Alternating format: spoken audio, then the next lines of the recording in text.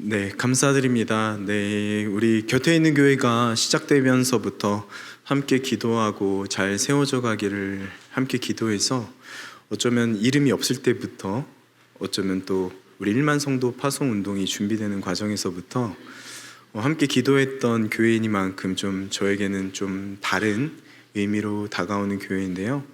함께 이 주일의 강단을 함께 채울 수 있도록 이 자리를 허락하신 우리 이광희 목사님과 그리고 하나님 그리고 교회에 감사의 인사를 전합니다.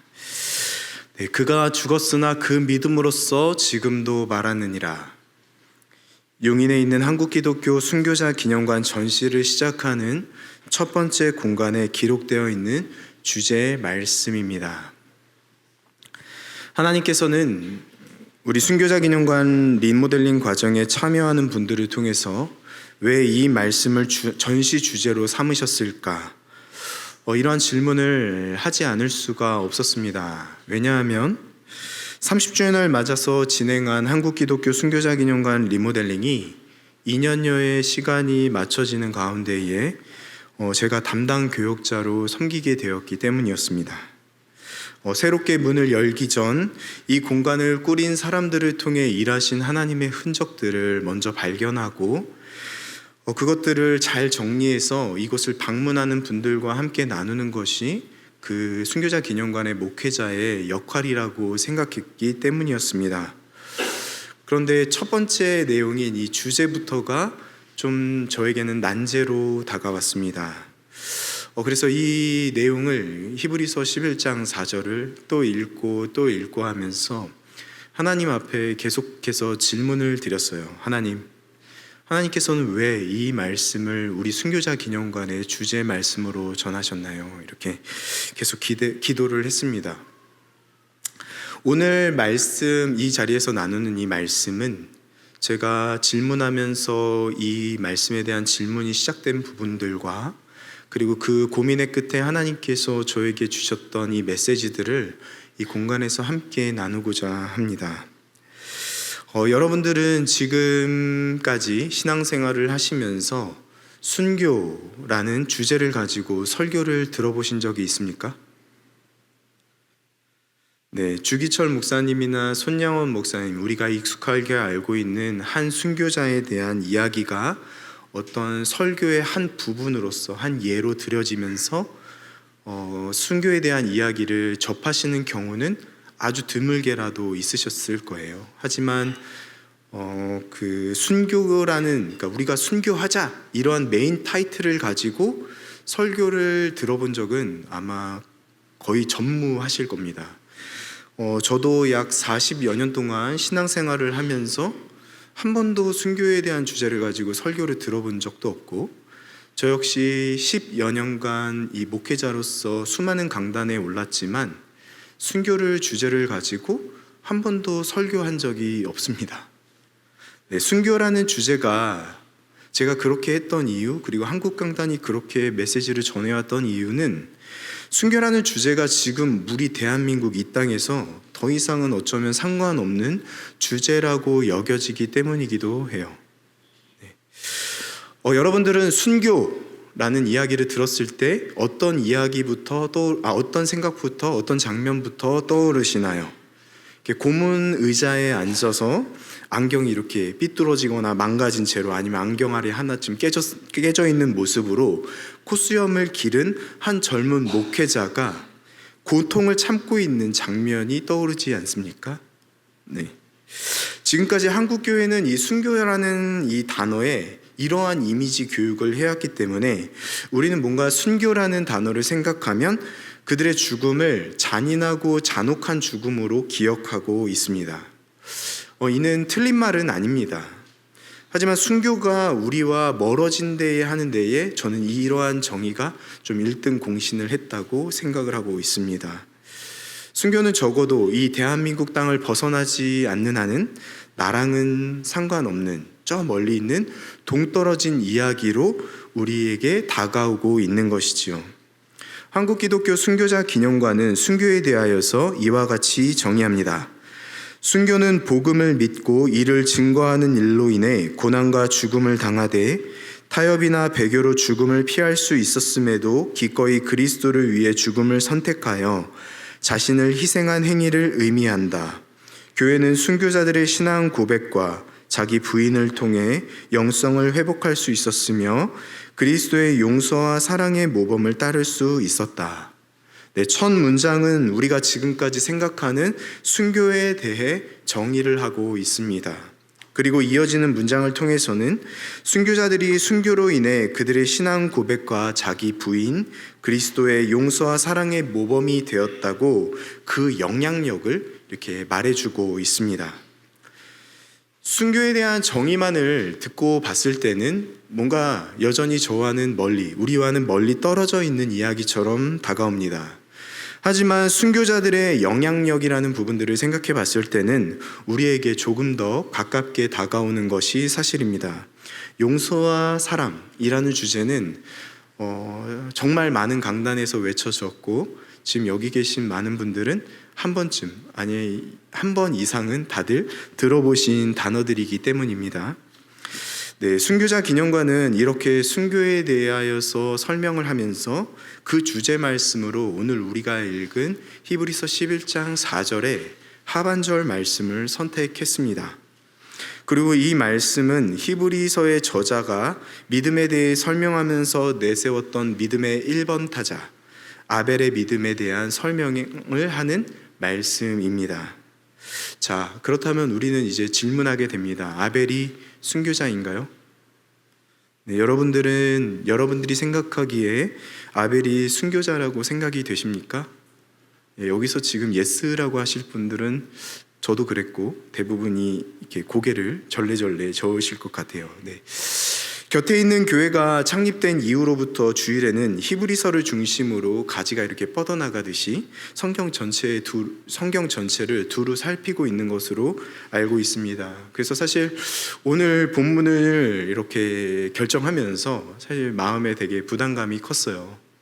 계속해서 이 교회가 히브리서 11장으로 말씀을 나누고 있었고 자타가 공인하는 우리 대설교가이신 이광희 목사님께서 지난 이 본문들을 통하여서 귀한 흔적들을 남겨놓았기에 좀 뒤따라가는 저로서는 조금 부담스러웠기에 사실 다른 말씀을 전하려고 했습니다. 근데 이광희 목사님께서 저를 이곳에 부르신 이유, 그리고 순교자 기념관에 2차례에 걸쳐서 순장님들이 오셨다 가시면서 우리 목사님 한번 오셔서 설교해 주시면 좋겠다 이런 말을 하셨을 때 그 기대는 뭔가 이 순교와 관련된 메시지를 전하기 원하시지 않을까라는 그 부담감에 지난주에 우리 세진 형제에게 성지순례 중에 튀르키예에서 이 말씀으로 그냥 하겠다고 메시지를 보내면서 이 말씀을 전하기로 결정을 했습니다. 네, 우리 한번 이광희 목사님께서 딱 2년 전일 것 같아요. 우리 2년 전에 전하셨던 말씀을 잠깐 한번 좀 상기해 보겠습니다. 아벨의 이름은 헤벨로 그의 의미는 허무함이라는 의미입니다. 태어나서부터 허무함이라고 이름 지어진 아벨은 엄마 하하로부터 불릴 때마다 자신의 존재에 대한 질문들을 해야 했습니다. 그리고 이제 양을 치러 나가는 길에는 항상 다짐하고 또 다짐을 했을 거예요. 내가 가족 가운데에 꼭 필요한 사람임을 이 양을 치는 일을 통하여서 증명하는 오늘이 되겠다라는 다짐을 매일매일 거듭거듭 했을 것입니다. 사실 저는 이 창세기 4장 말씀을 보면서 아벨이 왜 도대체 이 양을 길렀는가, 이 질문이 계속 있었어요. 예전부터 이해가 잘 안 됐거든요. 양을 왜 길렀을까, 이런 질문들을 했고, 사실 수많은 이제 창세기 주석들을 찾아보고 창세기를 연구하신 분들의 책들을 살펴봤는데 이 아벨이 양을 기른 이유에 대해서 밝히는 책이 지금까지 제가 본 책에는 여태까지는 없었습니다. 그렇지만 제가 어렸을 때 이제 신앙생활을 하면서 저희 교회 전도사님 혹은 목사님께서 이 말씀을 전하실 때에 제물로 양이 필요했기 때문에 이제 그 양을 아벨이 가족을 대표해서 혹은 본인을 위해서 이 양을 길렀다, 이렇게 설명하는 설교를 들었던 기억은 있어요. 근데 나중에 이제 레위기를 묵상하면서 이 양, 그러니까 동물이 없더라도 하나님께서는 제사를 지낼 수 있는 방법으로 곡식으로 드리는 제사, 곧 소제를 이스라엘 백성들에게 말씀하셨던 것을 보면서 꼭 그것만은 아닐 수 있겠다라고 생각을 하게 되었습니다. 그리고 또 우리가 동물을 기르는 지금 시대의 중대한 이유는 이제 먹기 위한 것이었는데, 당시에는 이제 고기를 먹지 못했죠. 하나님의 명령으로. 노아의 홍수, 그러니까 노아의 홍수 사건 이후로 이제 고기를 먹을 수 있도록 하나님께서는 허락하셨기 때문에 이 양은 먹기 위한 목적도 사실 아니었습니다.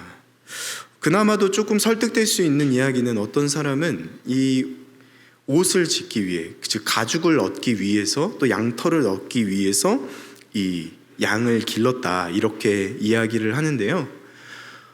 그것도 사실은 좀 납득이 되지 않는 것은, 그 당시는 이제 자급자족 시대였고, 그러니까 내가 필요한 가죽만 얻어야 되면 충분했던 시대였던 거예요. 그걸 가지고 어디다 팔거나 하던 시대가 아니었기 때문에 그냥 지나가는 동물을 잡아서 털이라든지 혹시 가죽이라든지 이런 것들을 얻는 거로도 충분히 본인이 사는 데, 또 가족들이 사는 데에는 지장이 없을 정도의 양을 늘 구할 수 있었을 것입니다. 그러니까 큰 에너지를 들여서, 지금도 동물을 기르는 데에는 많은 에너지와 많은 탄소가 배출된다고 말할 정도로 많은 에너지가 소요가 되는데, 그런 일들을 하면서까지 이 양을 길러야 되는 데에는 특별한 이유가 없었던 것이죠. 그러니까 가만히 생각해 보면 아벨이라는 그 이름에서 나오는 그 허무함이 그의 직업에서까지도 허무함으로 연결되고 있다는 것을 좀 생각해 보게 되었습니다. 그러면서도 이강희 목사님께서 이렇게 해석하신 것 가운데에 그의 허무한 삶이 스스로 그것이 아니라는 것을 증명하기 위해 누구도 알아주는 것은 아니었지만 가족의 울타리가 되어주면서, 그래서 가족의 울타리로서 양을 치면서 살았다, 이런 해석이 굉장히 저는 또 오히려 더 신선하고 오늘 본문을 연구하는 데에는 훨씬 더 큰 도움이 되어 주었던 것 같습니다. 그러니까 아벨은 자신의 허무한 삶을 허무하지 않게 살기 위하여서 가족들을 배회하는 삶을 살면서 그 가족들을 지키는 데에 자신의 온 삶을 바치면서 살았던 것이죠. 허무함 속에 파묻혀서 살았던 나날들이 그저 허무했던 나날들이 아니라 진정한 예배자라는 사실은 세월이 지난 후 드려진 제사를 통해서 드러나게 됩니다. 하나님께서 아벨의 제사를 통해 받으신 것은 아벨과 그의 제물이었다라고 성경은 우리에게 증거합니다. 창세기 4장 4절을 함께 읽겠습니다. 아벨은 자기도 양의 첫 새끼와 그 기름으로 드렸더니 여호와께서 아벨과 그의 제물은 받으셨으나. 아벨과 그의 제물, 아벨의 삶 전부와 그의 제물을 하나님께서 받으셨습니다. 이 제사를 연락하시는 하나님을 보면서 아벨은 지난 시간들이 모두 허무한 나날들이 아니었고 하나님께 예배하는 날이었다는 것으로 본인은 큰 위로를 받았을 거예요. 이유도 모르고 기르던 양을 하나님께 드림으로 자신의 삶이 하나님을 예배하는 삶이었다는 것을 입증하게 되었을 때, 그 스스로는 나는 이제 더 이상 허무한 삶이 아니다라는 것을 증명하게 된 것이었습니다. 자, 그럼 이러한 삶을 살았다고 해서 그를 순교자라 부를 수 있을까요? 네, 아직도 예스라고 대답하시기에는 좀 부족함이 느껴집니다. 네, 아벨은 처음 말씀드렸던 순교자 기념관에 기록된 순교에 대한 정의를 따른다면 아직 순교자가 되지는 않습니다. 그런데 처음 읽었던 순교에 대한 정의 뒤에 순교자 기념관의 정의글에는 이렇게 이어져서 적혀 있습니다. 순교자들은 신사참배의 강요에 맞서 자신의 삶을 들여 기독교 신앙의 순수성을 지켰다. 그들은 민족 분단과 6.25 전쟁의 비극 속에서 이념의 대립을 넘어선 사랑과 화해의 기독교 정신을 실천하였다. 순교자의 삶을 통해 우리는 그리스도의 모습을 보며 십자가와 고난을 외면하지 않는 신앙의 근본으로 돌아가 하나님 사랑과 이웃 사랑을 실천하라는 내면의 소리를 듣는다. 네, 순교자의 신앙을 따라 믿음의 후배인 우리가 할 수 있는, 좀 더 강하게 표현하면 우리가 해야만 하는 그 순교 신앙에 대하여서 이 글이 우리에게 제언을 합니다. 순교자의 삶을 통해 우리는 그리스도의 모습을 보고 십자가와 고난을 외면하지 않는 신앙의 근본으로 돌아가 하나님 사랑과 이웃 사랑을 실천해야 한다고 권면하고 있는 것입니다. 순교를 연구하는 학자들은 순교했었을 때 우리가 떠올리는 그러한 순교를 적색 순교라고 말합니다. 적색 순교라는 건 이제 피를 흘리는 순교로 정의를 하는 것이죠. 그런데 다른 한편에서 우리가 복음을 위해 희생하며 살아가는 그러한 순교는 또 백색 순교라고 정의를 합니다. 우리가 사는 이 땅, 적어도 이 대한민국은 더 이상 우리에게 적색 순교를 요구하고 있지는 않습니다. 그러나 하나님을 사랑하고 이웃을 사랑하기 위해 기꺼이 교회가, 우리가 희생하고 있냐고 질문하고 있습니다. 복음이 이 땅 가운데에 흘러가기 위해 우리 그리스도인들이 현재 백색 순교를 하고 있냐고 우리에게 질문하고 있습니다. 히브리서가 증언하는 믿음의 1번 타자 아벨은 백색 순교자였습니다. 비록 십자가는 그에게 아직 밝혀지지 않은 메시지였으나 금은 허무했던 삶을 외면하지 않고 묵묵하게 자기 자리를 지키며 하나님을 사랑하면서 살아갔고 자신의 삶의 전부를 들여 가족을 사랑하며 살아갔던 그러한 백색 순교자라고 말하고 있습니다. 그리고 그는 이제 죽었습니다. 그러나 그는 믿음으로써 히브리서를 바라보고 있는 독자들에게 지금도 말하고 있다라고 성경은 증언하고 있으며 수천 년이 지난 지금도 현대를 살아가는 우리에게 같은 목소리로 여전히 말하고 있다고 히브리서 11장 4절이 우리에게 증언하고 있는 것입니다.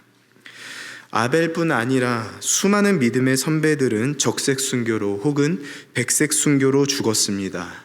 그리고 그들의 죽음이 또한 그들의 믿음이 남아 지금 우리에게 기꺼이 나와 같은 순교자가 되어달라고 우리에게 말하고 있습니다. 그렇다면 우리가 이 땅 가운데에서 살아가면서 해야 할 순교는 어떻게 할 수 있을까요? 그 첫 번째는 하나님을 사랑하기 위해 자기를 부인해야 합니다. 하나님을 사랑하는 순교자의 자기 부인은 생명을 드리는 것이었습니다. 계속해서 설명을 드렸지만 우리는 이제 생명을 드리면서까지 믿음을 지켜야 하는 상황 속에서 살아가고 있지 않습니다. 대부분은. 하지만 마태복음 16장 24절이 우리에게 이렇게 증언합니다. 함께 읽겠습니다. 이에 예수께서 제자들에게 이르시되 누구든지 나를 따라오려거든 자기를 부인하고 자기 십자가를 지고 나를 따를 것이니라. 이 말씀의 핵심은 자기 부인이라는 사실은 우리는 너무나도 잘 알고 있습니다. 자기 부인 어떻게 해야 하는 거죠? 이 질문을 드리면 그래도 대답하실 수 있는 분들은 나보다 하나님을 앞에 세우는 것입니다. 이렇게 설명하실 수 있을 것 같아요. 근데 이것도 머리에서만 맴도는 정의이죠. 이거를 조금 우리의 가슴으로, 좀 마음속으로 더 가깝게 조금만 더 끌어내린다고 한다면 저도 이 본문에 대해서 어떻게 설명을 드리면 좋을까 이런 것들을 좀 고민하면서 좀 여러 책들도 찾아보고 또 이렇게 목사님들의 기사들도 찾아보면서 너무 좋은 글을 하나 발견해서 함께 소개하면서 말씀을 드리고자 합니다. 한 목사님께서 인터뷰를 통한 기사를 쓰셨는데 그것들을 이용해서 설명해 보고자 합니다. 그 목사님께서는 이 자기 부인에 대한 설명을 하기 위하여서 미신과 신앙의 차이를 아느냐? 이렇게 질문부터 시작을 하셨어요. 그 글을 조금 읽어보겠습니다. 미신은 내가 가진 재물과 권능으로 신을 어루고 달래서 내 뜻을 이루는 것입니다. 한마디로 자기 광화를 위한 것입니다. 그러나 신앙은 다릅니다. 신은 내 마음대로 다룰 수 없는 존재임을 인정해야 합니다. 대신 내가 신에 의해 다뤄져야 합니다. 네. 조금 이해가 되셨나요? 지난날 우리의 기도를 한번 생각해 보겠습니다. 기도에 대한 응답이 내가 원하는 대로 되지 않고 있다 할 때 우리는 실망은 할 수 있습니다. 네. 실망의 자리를 넘어서서 원망의 자리까지 나아갔다면 죄송하지만 우리의 믿음은 미신에 더 가깝다고 볼 수 있습니다. 그러나 기도의 응답이 내가 원하는 대로 되지 않는다고 해도 그것이 나를 향하신 하나님의 뜻임을 인정하고 그 결과를 겸허히 받아들이는 것, 그것이 신앙입니다. 그 신앙을 가질 때 비로소 내가 세운 미신, 그 우상이 깨져나가게 되고 그렇게 될 때 자기 부인이 될 수 있다라고 이렇게 이야기하고 있는 것이죠. 우리가 하나님을 사랑하기 위해 자기를 부인할 때, 즉 하나님의 뜻을 겸허히 받아들일 줄 아는 믿음을 가질 때 우리는 백색 순교할 수 있는 백색 순교자가 될 수 있습니다. 그리고 그 두 번째는 이웃을 사랑하기 위해 자기를 부인해야 합니다. 이웃을 사랑하는 순교자의 자기 부인은 사랑과 화해를 실천하는 것이었습니다. 순교자들이 순교하던 당시 세상에는 온갖 미움이 가득했습니다. 일제강점기에는 일본에 대한 혐오가 가득했고 또 6.25 전쟁기에는 나와는 반대 진영에 있는 이데올로기를 향하여서 증오가 가득했습니다. 네. 미움과 혐오, 증오가 세상을 지배하던 당시 그것들을 사랑과 화해로 바꾸는 순교자들이 있었습니다. 우리가 딱 이런 얘기를 하면 바로 떠오르는 한 목사님이 있죠. 사랑의 원자탄 손양원 목사님.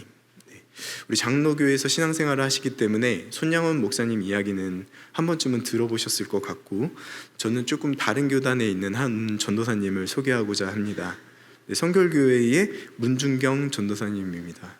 문준경 전도사님은 이런 표현이 맞는지 모르겠지만 성결교회에서 굉장히 이렇게 미는 순교자 중에 한 분이에요. 그래서 저희 순교자 기념관보다 더 큰 문준경 전도사님의 그 순교 기념관이 신안에 이렇게 위치하고 있고, 그래서 저보다도 더 잘 알고 계신 분들도 계실 수 있고 신안에 있는 그 기념관을 다녀오신 분들도 계실 수 있지만, 이 자리에 모르는 분들을 위해서 우리 문준경 전도사님을 잠깐 한번 소개해 보고자 합니다.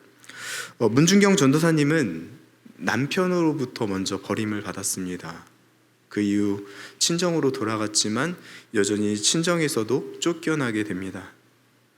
문준경 전도사님은 그래서 다도해, 약 700여 개의 섬이 있다는 그 다도해 섬 중에 122개의 섬을 이렇게 떠돌아다니면서 섬 사람들의 생활 속에 들어가서 함께 우는, 많이 들어보셨죠? 함께 우는 전도를 하는 분이었습니다. 전염병으로 인해서 죽은 사람이 있다면 그 염사들, 그러니까 장의사들도 피한다는 전염병 걸린 이렇게 죽으신 분을 염하는 데에 문준경 전도사님이 염을 하셨고, 아픔과 고통에 빠져 있는 사람이 있다면 가장 먼저 즉시 찾아가서 위로하는 자리에 먼저 서셨다고 합니다. 그리고 육지를 이렇게 오가면서 섬 주민들의 부탁을 기꺼이 들어주는 짐꾼의 역할도 감당하셨다고 합니다. 6.25 전쟁 중에 중동리에 있던 이 문준경 전도사님은 공산당들로부터 죄질이 나쁘다면서 목포 분주소로 이렇게 끌려가게 되었어요. 근데 그 끌려가던 중에 그 중동리에는 공산당들이 그 중동리의 사람들을 모두 학살하는 일이 일어나게 된 겁니다. 혹자들은 이제 문준경 전도사님을 하나님께서 이렇게 그 자리에서, 학살되는 자리에서 구하시기 위해서 그렇게 하셨다 이렇게 표현하기도 하는데, 저는 좀 그런 표현은 좀 폭력적인 것 같고요. 하나님께서는 이 문준경 전도사님을 통하여서 더 큰 일을 하시기 위하여서 잠시 자리를 옮기셨다 정도로 저는 조금 생각해 보고 싶습니다. 근데 이 옮겨지던 가운데에 이 목포에도 큰 변화가 있었던 거예요. 원래 목포에는 인공기가 펄럭이고 있었지만 이 문중경 전도사님이 중동리를 나와 목포로 옮겨지는 그 사이에 이 인공기가 태극기로 변한 것이었습니다. 그러니까 문중경 전도사님을 끌고 가고 있던 공산당들은 문중경 전도사님을 그 자리에서 버려둔 채 도망가기에 바빴던 것이죠. 그러니까 자연스럽게 문중경 전도사님은 그 억울한 자리에서 이제 자유를 얻게 되었습니다. 그럼 이제 목포에서 본인의 사역을 이어가도 됨에도 불구하고 저 때문에 무고한 성도 한 사람이 죽어서는 안 됩니다 라고 말하면서 다시금 그 중동리로 돌아가게 됩니다. 그리고 그 돌아가는 그 걸음 끝에서 공산당들에 의하여서 처형을 당하고 순교를 당하게 되었습니다. 순교를 당하면서도 문중경 전도사님은 여자 전도사님이셨거든요. 그래서 지금으로 따지면 굉장히 성적인 희롱을 당하고 빈정거림을 당하면서도 그 자리를 지켰습니다. 그리고 고난도 당해야만 했습니다. 그런 가운데에서도 문중경 전도사님은 함께 사역했던 백정희 전도사님과 중동리의 주민들은 무고하다면서 그들을 살려달라고 오히려 애원을 했다고 합니다. 그리고 자신을 죽게 만드는 이 공산의 폭도들의 죄까지도 용서해달라고 하나님께 구하는 순교자였다라고 이제 문헌들이 증거하고 있습니다. 남편은 조광지처를 버렸지만 문중경 전도사님은 그 남편을 사랑해 남편과 소실히 함께 살고 있던 임자도를 당신의 첫 번째 임지로, 전도지로 삼았습니다. 부모는 딸을 박대했지만 문중경 전도사님은 가족들을 끝까지 사랑했습니다. 공산 폭도들은 죄인이라며 전도사님을 죽음의 자리로 몰아세웠지만 문중경 전도사님은 끝까지 하나님께 그들의 용서를 구하며 그들을 사랑했습니다. 나를 사랑으로 대하는 사람을 사랑으로 대하는 것은 누구나 할 수 있는 쉬운 일입니다. 하지만 나를 사랑으로 대하지 않는 사람을 끝까지 사랑하는 일은 결코 쉬운 일이 아닙니다. 우리가 이웃을 사랑하기 위해 자기를 부인할 때, 즉 가족과 이웃의 태도와는 상관없이 그들을 끝까지 사랑할 때 우리는 백색 순교자가 될 수 있습니다. 믿음의 1번 타자 아벨을 포함한 많은 순교자들은 자신에게 주어진 상황이 하나님의 뜻임을 믿고 경험히 받아들이며 하나님을 사랑했고 자신의 삶 전부를 들여 이웃을 사랑했습니다. 그리고 그들은 죽었으나 그 믿음으로써 저와 여러분에게 지금도 말하고 있습니다. 믿음의 후배 여러분, 하나님을 사랑하고 이웃을 사랑해야 합니다. 나와 함께 숭고하고 아름다운 죽음에 동참하는 순교자가 되어 주십시오. 우리 모두가 하나님 곁에 서서 하나님을 사랑함으로 하나님의 뜻을 겸허히 받아들이며 여기 가족과 이웃 곁에 서서 이웃을 사랑함으로 삶을 바쳐 그들을 끝까지 사랑으로 대할 때 이 세상을 세우신 하나님의 모든 명령과 규례와 법도가 고추서서 우리 모두가 살아가는 모든 영역에 여호와의 복이 넘쳐 여호와 하나님께서 다스리는 우리의 날이 길게 이어지는 역사가 이곳에서 일어나게 될 것입니다. 그래서 우리를 통해 세상 가운데 편만한 여호와의 복이 이 땅 가운데에 가득 차게 될 것입니다. 기도하겠습니다. 하나님, 한 명의 순교자가 되기 원합니다. 하나님을 사랑함으로 기꺼이 나의 생각을 깨버리고 하나님의 뜻을 겸허히 받아들일 줄 아는 찬 믿음을 소유하게 하옵소서. 또한 이웃을 사랑함으로 나를 미워하는 사람까지도 기꺼이 사랑으로 대할 줄 아는 참 사랑을 소유하게 하옵소서. 하나님 곁에서 이웃 곁에서 사랑함으로 서 있을 때 저희들을 통해 여호와의 복이 이 땅 가운데 넘쳐 흘러가게 하시고 여호와로 인한 저희들의 날이 온 땅에 계속 이어지는 역사가 일어나게 하옵소서. 예수님의 이름으로 감히 그리고 담대히 기도드립니다. 아멘. 저희 들은 말씀을 기억하며 저희 내 마음의 주를 향한 사랑이 찬양으로 마음을 고백하도록 하겠습니다.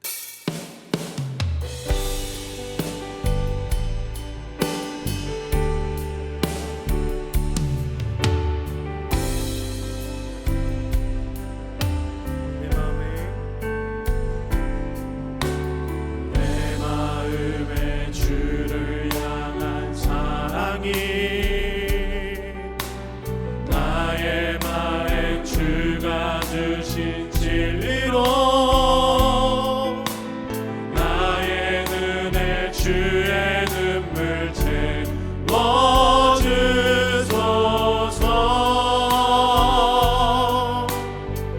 내 입술에 찬양의 향기가 내 입술에 찬양의 향기가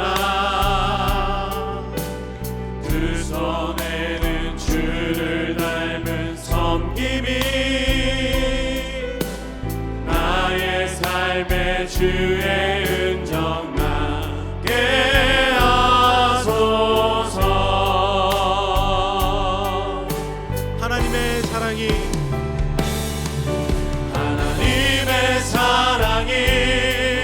영원히 함께하리. 십자가의 길을 걷는 자에게 순교자의 삶을 사는 이에게 조롱하는 소리와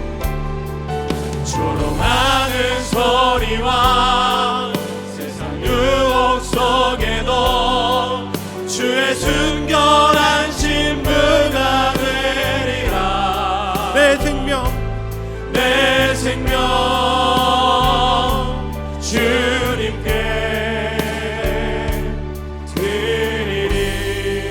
우리 다시 한번 처음부터 고백했으면 좋겠습니다.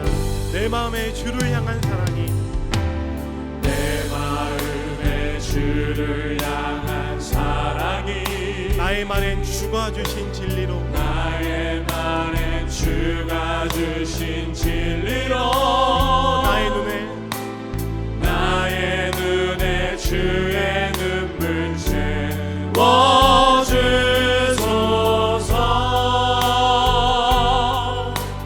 내 입술엔 찬양의 향기가 내 입술에 찬양의 향기가 우리 두 손에는 주를 닮은 두 섬김이 손에는 주를 닮은 섬김이 나의 삶에 주의 흔적 남게 하소서. 나의 삶에 주의 흔적 남게 하소서.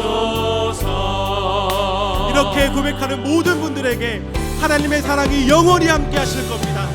하나님의 사랑이 영원히 함께하리. 십자가의 길을 걷는 자에게 순교자의 삶을 사는 이에게 순교자의 삶을 사는 이에게 조롱하는 소리와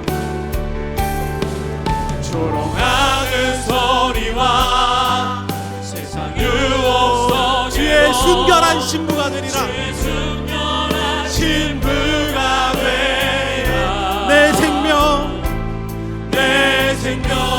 주님께 드리리. 저희 다시 한번 고백합시다. 하나님의 사랑이 영원히 함께하리라. 하나님의 사랑이 영원히 함께하리. 십자가의 길을 걷는 자 순교자의 삶을 사는 이에게 순교자의 삶을 사는 이에게 조롱하는 소리와 세상 그 어떤 유혹에도 주의 순결한 신부가 되리라. 고백합시다. 내 생명 주님께 내 생명 주님께 내 생명 주님께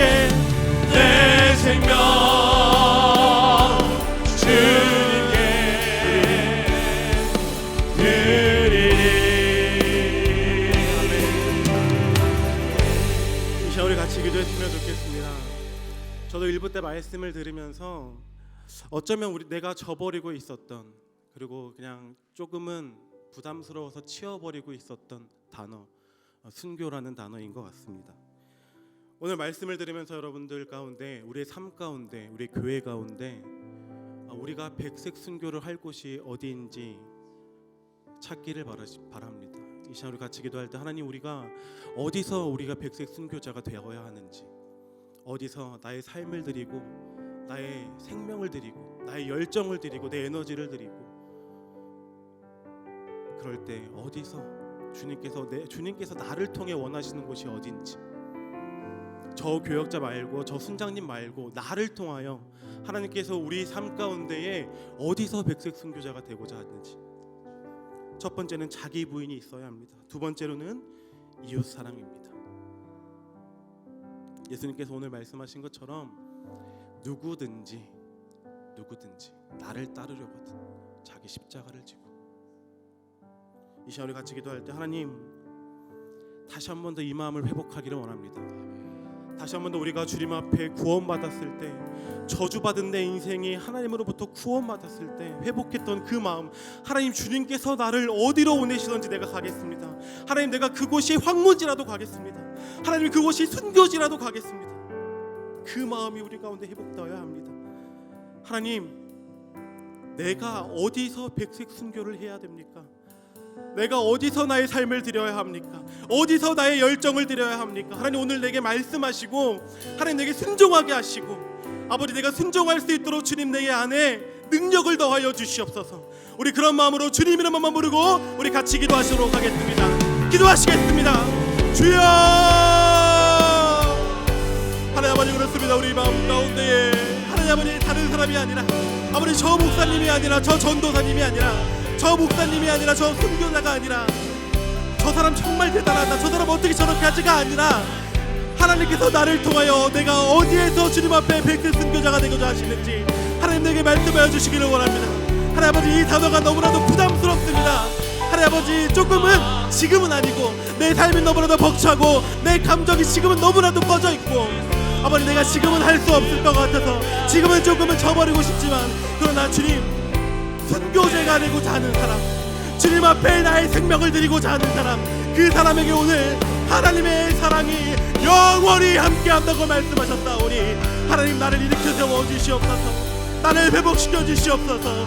주님, 다시 한 번 더 오늘 말씀을 드린 것처럼 내가 어디에 가서 주님의 백색 순교자가 되어야 하는지, 내가 어디에서 하나님의 나라이 썩어져서 많은 열매를 맺어야 하는지, 나의 열정을 어디에 드려야 하는지, 내가 은혜 받은 거, 내가 주님 앞에 은혜 받고 기쁜 이것들을 어디로 가서 흘려보내야 나도 살고 너도 살고 내 이웃도 살고 내 삶 가운데에 하나님의 복음이 퍼져나갈지 오늘 우리 가운데 주님 말씀하여 주시기를 원합니다.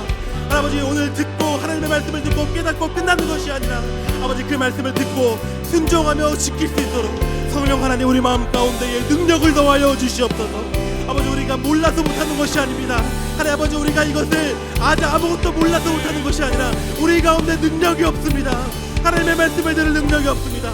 하나님 아버지, 우리 마음 가운데 능력을 더하여 주시옵소서. 주님의 말씀 가운데 말씀을 지키며 살아갈 수 있는 능력을 더하여 주시옵소서. 주님의 사랑을 지키며 살아가며 나아갈 때에 하나님의 사랑이 우리와 영원히 함께한다는 말씀을 붙잡고, 주님과 함께 영원한 그 사랑의 규제 가운데에, 아버지, 주님께서 우리 가운데 격려하시는 가운데에, 그 가운데 살아서 오늘 말씀 가운데 그 말씀을 들으며 지켜 살아갈 수 있는 우리 곁에 있는 교회의 성도분들이 될 수 있도록 주님 축복하여 주시옵시고, 격려하여 주시옵시고, 위로하여 주시옵시고, 다시 일으켜 세워 주시옵시고, 아버지, 그 말씀대로 살아가는 우리 곁에 있는 교회의 모든 성도분들이 될 수 있도록 주님 우리를 인도하여 주시고 함께하여 주시옵소서. 우리를 그렇게 인도하실 주님을 기대하고